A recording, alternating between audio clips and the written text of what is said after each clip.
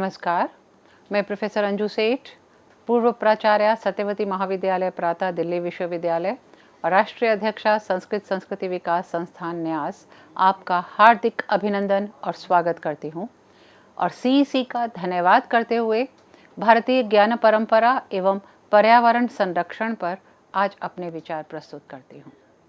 भारतीय ज्ञान परंपरा वह परंपरा है जो व्यक्ति का सर्वांगीण विकास करती है, जो व्यक्ति को जीने की कला सिखाती है।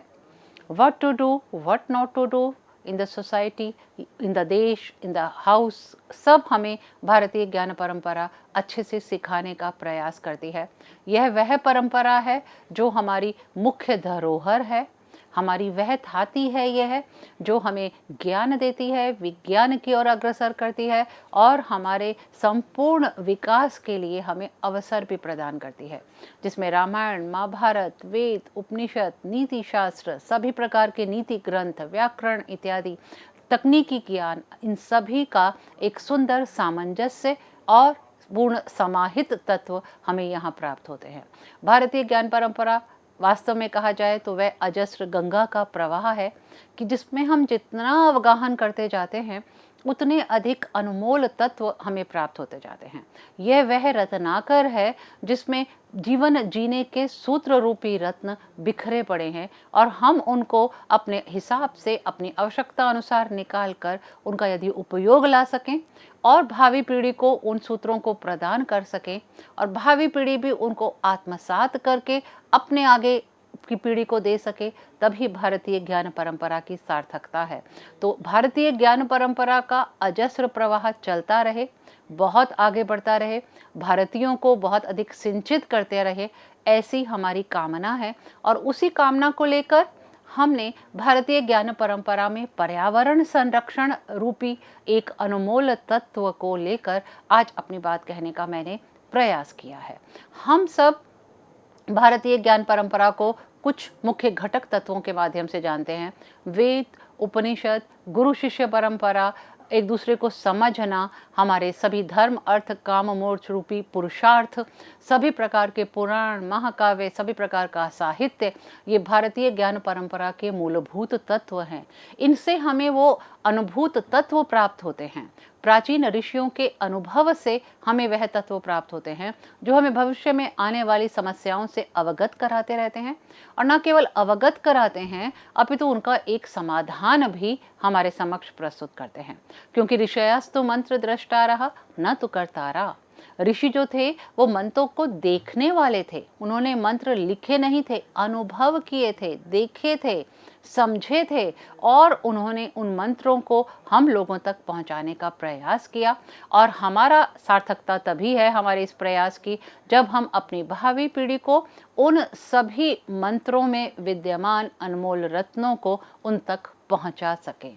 और यह बहुत बड़ा माध्यम है कि हम सभी तथ्यों को, सभी संकल्पनाओं को, सभी अवधारणाओं को जो भारतीय ज्ञान परंपरा के मूलभूत तत्व हैं, हम अपनी युवा पीढ़ी तक पहुंचा सकें और उनको यह सिखा सकें, न केवल उनको पढ़ा सकें अपितु उनके मन मस्तिष्क तक उतार सकें कि ये जो हमारे मनमोल तत्व हैं, जो हमारे इतने अधिक मूलभूत तथ्य हैं, इनको उनको अपनाना ही है और अपना कर भारत को विकसित भारत बनाने का प्रयास करना है। तो भारतीय ज्ञान परंपरा अपने घटक तत्वों के माध्यम से निरंतर रूप से इन अनमोल तथ्यों को, अनमोल मोतियों को हमारे समक्ष प्रस्तुत करती रहती है। और इन अनमोल मोतियों में एक मोती है पर्यावरण संरक्षण, पर्यावरण का संरक्षण। तो पर्यावरण क्या है, पहले हम ये जानने का प्रयास करते हैं। परिता आवृणोति इति पर्यावरण। परि प्लस आ प्लस व्री धातु से ये बना है कि जो चारों तरफ से हमें आच्छादित करता है, चारों तरफ से हमें प्रोटेक्ट करता है, जो हमारे आसपास का वातावरण बनाता है, जो एक तरह से हमें परिवेश देता है ताकि हम आगे बढ़ें, हम बालक से युवा बने, युवा से बड़े बने, बड़े से वृद्ध बने, अपने सारी जिम्मेदारियों को पूरा करें। इसमें हमारे पर्यावरण का एक बहुत बड़ा योगदान है। हम जिस वातावरण में रहते हैं, जिस पर्यावरण में रहते हैं, उसका हमारे व्यक्तित्व पर एक बहुत प्रभाव पड़ता है, बहुत प्रभावशाली योगदान होता है पर्यावरण का। यदि कोई बालक बहुत अच्छे पर्यावरण में रहता है तो उसका विकास बहुत अच्छा होता है, लेकिन यदि उसके चारों ओर का वातावरण ठीक नहीं है, परिवेश ठीक नहीं है, उसके आसपास का पूरा वातावरण ठीक प्रकार से नहीं चल रहा है, तो वह उसके पर्यावरण में कुछ न कुछ कमी रह गई है, ऐसा आभास होता है। यह पर्यावरण जैविक भी है, जैसे मनुष्य, पशु पक्षी, पेड़ पौधे, सभी प्रकार के तत्व, सभी प्रकार के जीव, और अजैविक भी कहा जाता है, जिसमें वायु, जल, मिट्टी, आकाश इत्यादि सभी आ जाते हैं, और प्रकाश भी उसमें शामिल है। हमें कितनी वायु चाहिए, उसमें कितनी कण मिट्टी के होने चाहिए, कितना प्रकाश होना चाहिए, ये प्रत्येक वस्तुएं प्रकृति हमें स्वयं प्रदान करती है। हमारा जल कैसा हो, हमारी मिट्टी कैसी हो, हमारी वायु कैसी हो, हमारा आकाश कैसा हो, हमारा प्रकाश कैसा हो, यह सब हमें पर्यावरण से प्राप्त होता है। और जितने पशु पक्षी हैं, जितने पेड़ पौधे हैं, जितने और जीवित चीज़ें हैं, वो सभी के सभी जैविक में आ जाते हैं, और मनुष्य सारे जैविक में आ जाते हैं, और अजैविक में ये समस्त वस्तुएं आती हैं जो पंच तत्वों के माध्यम से हमें सिखाने का प्रयास करती हैं। हमारी वायु, हमें जीने के लिए वायु बहुत ज़रूरी है, आप सब जानते हैं। जीवन के लिए जल भी बहुत ज़रूरी है, आप सब जानते हैं। जहाँ जल विद्यमान नहीं है वहाँ जीवन नहीं है, जहाँ मिट्टी विद्यमान नहीं है वहाँ जीवन नहीं है। किसी न किसी रूप में मिट्टी का होना बहुत ज़रूरी है, चाहे वो वंडर के रूप में ना आए, लेकिन मिट्टी तो चाहिए, क्योंकि पृथ्वी है, पृथ्वी का तो आधार है, और गंधवती पृथ्वी कहा जाता है। हमारे शास्त्रों में पृथ्वी की परिभाषा ही यही है, तत्र गंधवती पृथ्वी। वह गंध से जो युक्त है वह पृथ्वी है। कभी बारिश पड़ने पर मिट्टी की गंध को सूंघने का प्रयास कीजिए। आजकल हम अनदेखा कर देते हैं, लेकिन प्राचीन युग में हम बारिश पड़ने का अंदाज़ा ही इस बात से लगाते थे, अनुमान ही इस बात से लगाते थे कि मिट्टी की बहुत अच्छी खुशबू आ रही है, इसलिए लगता है थोड़ी थोड़ी बारिश आ गई है। तो मिट्टी एक महत्वपूर्ण तत्व है हमारे जीवन में, और मिट्टी के माध्यम से, पृथ्वी के माध्यम से ही हमें आधार प्राप्त होता है। और हमारे व्याकरण शास्त्र में कहा जाता है, आधारो अधिकरणम, आधार ही अधिकरण है, अधिकरण ही आधार है। जिस पर हम खड़े होते हैं, जिस पर हम स्थापित होते हैं, वह हमारा अधिकार है, आधार है। और धरती, पृथ्वी, मिट्टी हमें एक आधार प्रदान करती है। वायु हमें फेफड़ों में ऑक्सीजन प्रदान करती है, जल हमें प्राण शक्ति प्रदान करता है, एक और जीने की कला प्रदान करता है। और आप सब इस बात से विदित हैं कि H2O इस जल, हाइड्रोजन प्लस ऑक्सीजन इस जल, जो एक मरण प्राय व्यक्ति के मुंह में भी डाल दिया जाए तो उसमें जीने की संभावना बढ़ जाती है। तो जल का एक अपना अलग प्रयोजन है, मिट्टी का अपना अलग प्रयोजन है, प्रकाश का अपना अलग प्रयोजन है, क्योंकि यदि प्रकाश नहीं होगा तो वहाँ लाइफ नहीं होगी। यदि अंधेरा रहेगा, हमेशा अंधेरा रहेगा, उन देशों को देखिए जाकर जहाँ सूर्य का प्रकाश बहुत कम होता है, वहाँ के लोगों की क्षमता, वहाँ के लोगों का विकास, वहाँ के लोगों का रंग रूप एकदम डिफरेंट होता है, असामान्य सा होता है। लेकिन हम इस बात के लिए बहुत सौभाग्यशाली हैं कि सूर्य का भरपूर प्रकाश हमारे देश में उपलब्ध होता है। और हम तो उस देश के वासी हैं जहाँ ओम विश्वानि देव सवितु तुरितानि परासुव, जो सुबह उठते ही ओम भूर्भुवः स्वः की ध्वनि से हमारा दिन प्रारंभ होता है, सूर्य की आराधना से हमारा दिन प्रारंभ होता है।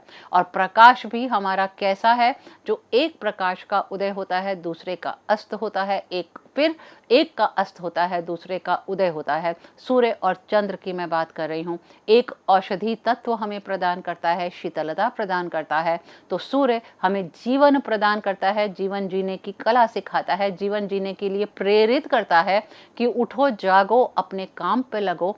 और हम व्यर्थ में गायत्री मंत्र नहीं पढ़ते हैं, हम सूर्य की आराधना इसीलिए करते हैं कि ओम भूर्भुवः स्वः, कि सभी तीनों लोग, भू भुवः स्वः, पृथ्वी, अंतरिक्ष और स्वर्ग में सबका जो तुम स्वामी हो, जो तुम सबके वरेण्य हो, भर्गो देवस्य धीमहि धियो यो नः प्रचोदयात्, जो देवताओं के लिए भी श्रेष्ठ हो तुम, तुम हमारी धी, हमारी बुद्धि को प्रचोदयात्, अच्छे कार्यों में प्रेरित करो, हमें मोटिवेट करो। सूर्य से ये प्रार्थना की जाती है, गायत्री मंत्र के द्वारा सूर्य की आराधना की जाती है और ये प्रार्थना की जाती है, और कहा जाता है कि गायत्री मंत्र महामंत्र के रूप में उपलब्ध होता है, जहाँ बार बार छात्रों से ये अनुरोध किया जाता है कि वो एकाग्र चित्तता के लिए, आगे बढ़ने के लिए, मोटिवेशन के लिए, निराशाहीनता के लिए गायत्री मंत्र का जाप करें।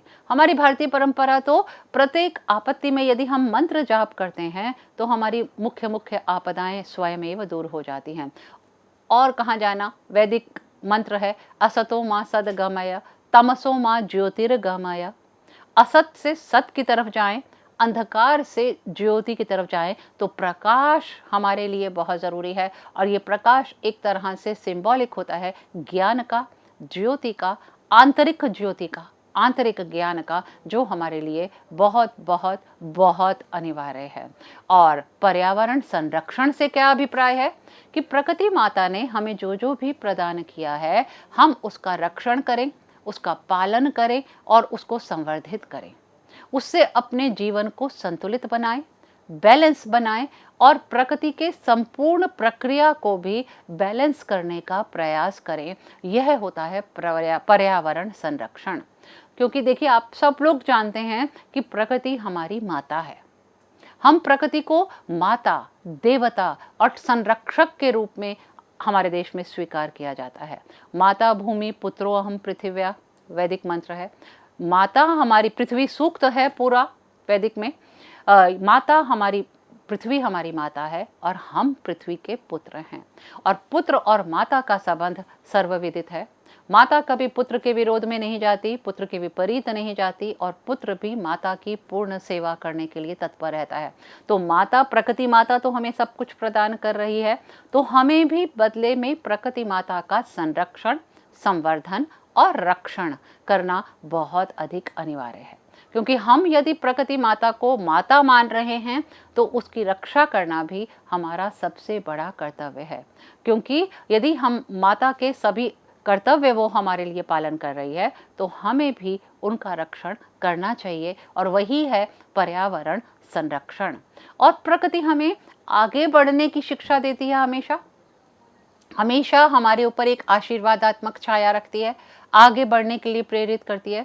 तो हम ऐसा करें कि उसको संतुलित रखने का प्रयास करें, उसका अत्यधिक दोहन नहीं करें, अत्यधिक प्राकृतिक तत्वों का दोहन नहीं करें, संतुलित रखने का प्रयास करें और ऐसा संतुलन करें, ऐसा लेकर चलें कि प्रकृति हमें वो हमेशा हमेशा के लिए वो उपादान, हमें हमेशा हमेशा के लिए हमें अपनी अपनी जो मुख्य तत्व हैं वो हमें प्रदान करते रहें। देखिए, प्रकृति बिल्कुल निस्वार्थ भाव से हमारी सेवा करती है। प्रकृति बदले में कुछ नहीं चाहती, लेकिन इतनी तो अपेक्षा करती है कि जो तत्व हमें निस्वार्थ रूप से मिल रहे हैं प्रकृति से, पर्यावरण से, हम उसमें बैलेंस रखें, संतुलन रखें, उसकी रक्षा करें, संवर्धन करें और उसको आगे बढ़ाने के लिए प्रयास करें। तो जो, और आप देखिए, कभी हवा नहीं चाहती कि मुझे कोई पैसे दिए जाएं वापसी में, पानी नहीं चाहता जो पहाड़ों से आ रहा है कि उसको बदले में कुछ दिया जाए।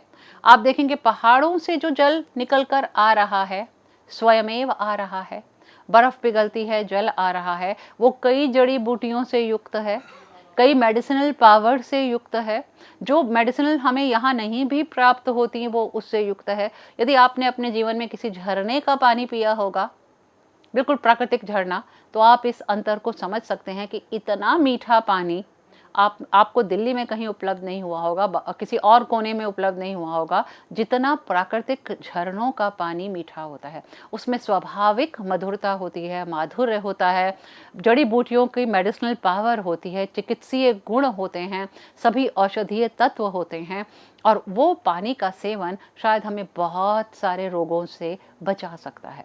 हमारे पास आते आते तो विकृति भी हो जाती है, लेकिन वो जो डायरेक्ट पहाड़ों से आ रहा है पानी, वो हमें बहुत महत्वपूर्ण, तभी कहा जाता है ना कि यदि हम किसी पहाड़ी स्थान पर जा रहे हैं तो जिस भी साधन से या वाहन से जा रहे हैं सब रोक कर कहते हैं कि ये प्राकृतिक झरने का पानी है, इसको पीकर देखिए। और सच में आप पीकर देखिए, आपको एक स्वर्गिक आनंद की अनुभूति होगी। और वो सभी प्रकार के गुणों से युक्त है, सभी मिनरल से युक्त है, सभी चिकित्सकीय गुणों से युक्त है, सभी औषधीय तत्वों से भी भरा पड़ा है। तो प्रकृति ने स्वयमेव हमें सब कुछ प्रदान किया है। बीमारियां हैं तो उसके लिए जड़ी बूटियां हैं, पेड़ पौधे हैं। यदि और कई तत्व हैं, अच्छी वायु है, अच्छा जल है, अच्छा प्रकाश है, अच्छे फूल पौधे हैं जो हमें ऑक्सीजन देते हैं, जो हमें सुंदर भी प्रतीत होते हैं। सुबह आप उठकर अपने घर का दरवाज़ा खोलिए और घर के बाहर निकले हुए, उगे हुए एक नए फूल को देखकर, एक नए फ्लावर को देखकर आप कितने अधिक खुश होते हैं कि अरे इस पौधे में भी फूल आ गए, इस पौधे में भी फूल आ गए हैं, इसमें तो इतने सारे पत्ते आ गए हैं, इतने सारे फूल आ गए हैं। और हम अपने बालकों को भी मना करते हैं कि पेड़ों के पत्ते नहीं तोड़ने हैं, पेड़ों के फूल नहीं तोड़ने हैं, बहुत सुंदर लगते हैं, ये प्रकृति का उपहार है हमारे लिए। कौन उनको शक्ति प्रदान कर रहा है, कौन तत्व प्रदान कर रहा है? उनके पास ईश्वरीय शक्ति है, प्राकृतिक शक्ति है, उनको ईश्वर ने वो शक्ति प्रदान की है कि वो हमारे काम आ सकें। और यदि ईश्वर ने वो शक्ति उन्हें प्रदान की है कि वो हमारे काम आ सकें, तो हमारा भी कर्तव्य बनता है कि हम अपने पर्यावरण का संरक्षण कर सकें। क्योंकि मैंने पहले ही कह दिया कि पर्यावरण हमारे लिए बहुत ज़रूरी है, और जैसे पर्यावरण में हम रहते हैं हमारी मनस्थिति वैसी रहती है, हमारे विचार वैसे बनते हैं, हमारी कार्यक्षमता वैसी होती है।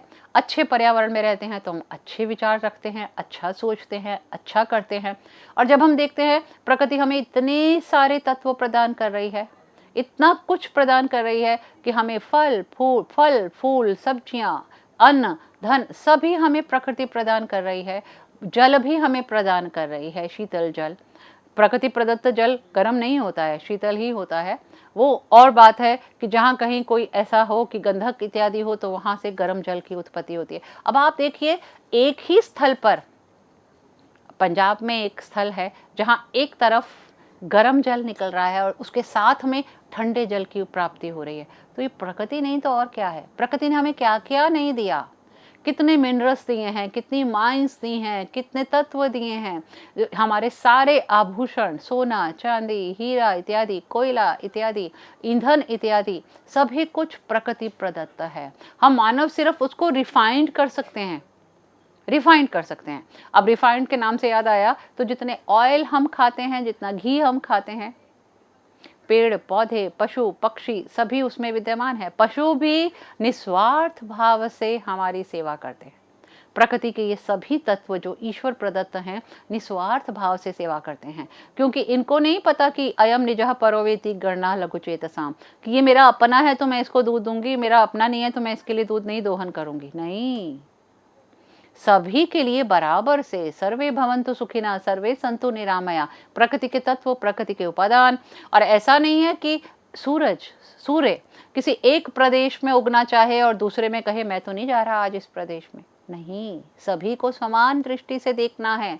चंद्र ऐसा नहीं कि एक ही जगह जाए। तो ऐसे प्राकृतिक संपदा का, पर्यावरण का हमें रक्षण करना हमारे लिए बहुत अधिक अनिवार्य बन जाता है। और आज के युग की मैं बात करूं तो पर्यावरण के अभिप्राय की बात मैंने कर ली। प्रकृति का संरक्षण, प्रकृति ने मनुष्य को बहुत कुछ प्रदान किया है, और पर्यावरण की भूमिका उसके व्यक्तित्व निर्माण में, उसकी कार्यक्षमता में, उसके फोकस पर, उसके संतुलित जीवन में बहुत अधिक ज़रूरी है। तो सभी की रक्षा, कहते हैं ना, सभी की रक्षा, सभी की सुरक्षा।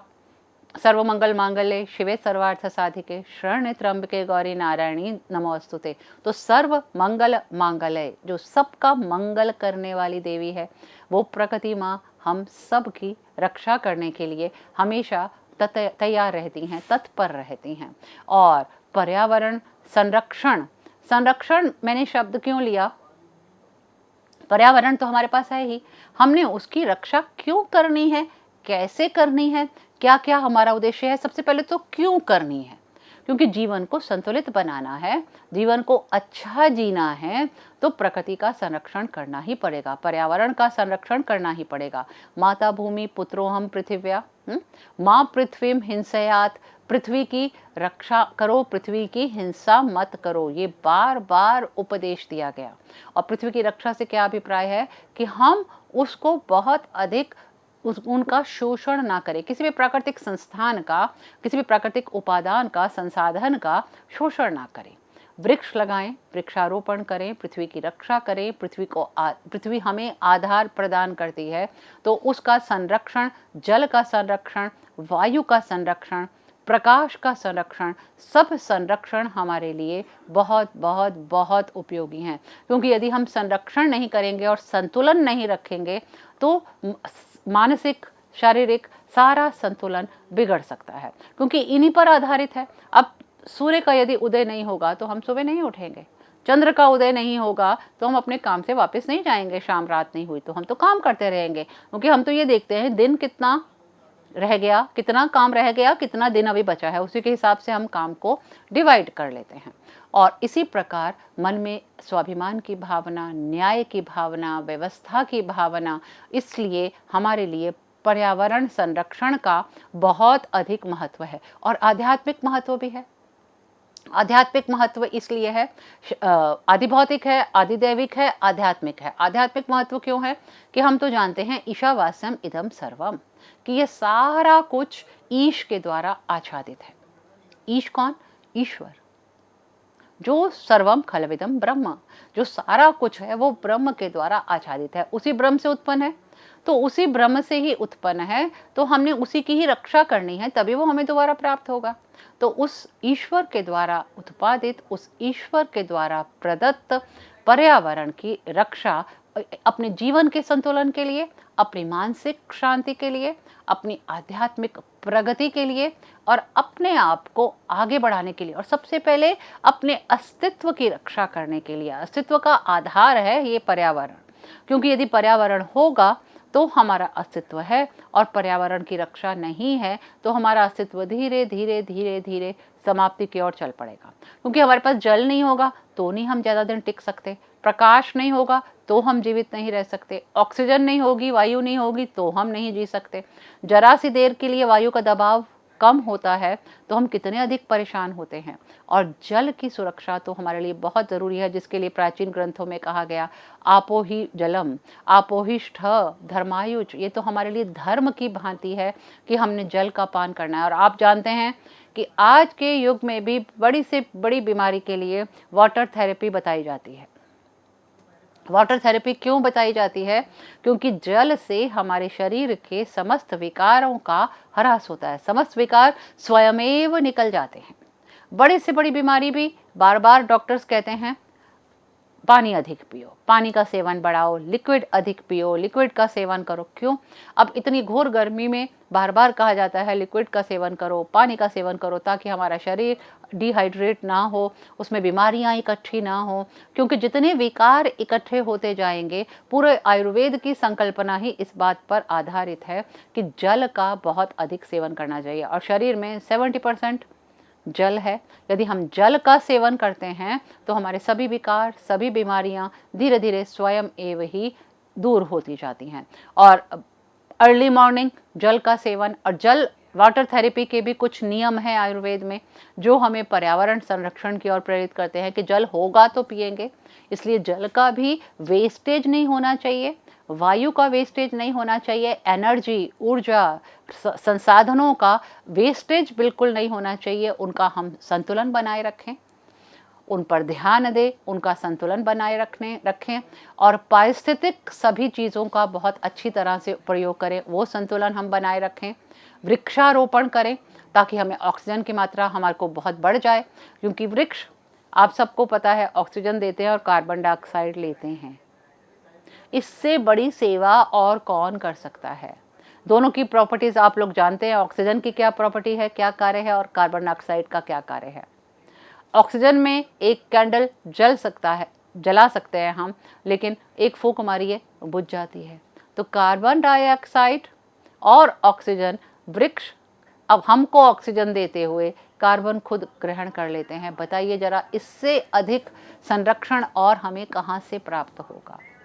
पूरी सृष्टि का जितने जितने वृक्ष हैं वो सभी प्रकार से हमें ऑक्सीजन देने का प्रयास करते हैं। और कुछ वृक्षों के बारे में तो कहा जाता है इतने अच्छे होते हैं कि इनके होने पर कोई कीट पतंग, कोई सर्प इत्यादि हमारे समक्ष नहीं आ सकता, इतने अधिक है। और जड़ी बूटियां, हमारी वृक्षों में हमारी जड़ी बूटियां आती हैं जिन पर हमारा पूरा आयुर्वेद आधारित है, पूरी नेचुरोपैथी जिन पर आधारित है। पूरी नेचुरोपैथी से हर बीमारी का इलाज आयुर्वेद से किया जा सकता है, हर बीमारी का इलाज नेचुरोपैथी से किया जाता है। और मैं आयुर्वेद की बात करूं तो प्राचीन समय में भी शल्य चिकित्सा आयुर्वेद में की जाती थी। नेत्रों की शल्य चिकित्सा भी, नेत्र सर्जरी भी, आंख की सर्जरी भी आयुर्वेद के माध्यम से की जाती थी। तो ये सभी चीज़ें यदि प्रकृति से जुड़ी हुई हैं तो उन प्रकृति के तत्वों की रक्षा करना, जीव जंतुओं की रक्षा करना और हर मार्ग पर, हर कदम पर अपने आप को प्रकृति से जोड़कर रक्षा करना, यह सब बातें और एक संतुलन बनाकर प्रकृति का चलना, यह सतत विकास की ओर बढ़ना, एक पॉजिटिव अप्रोच से, सकारात्मक अप्रोच हमें पर्यावरण सिखाता है, उससे आगे बढ़ना, इसके लिए पर्यावरण संरक्षण बहुत ज़रूरी है। बार बार कहा गया कि पर्यावरण संरक्षण का उद्देश्य मानव के जीवन में एक पॉजिटिव अप्रोच लाना भी है, प्रकृति के साथ जोड़ना भी है और ईश्वर के साथ जोड़ना भी है। धन्यवाद।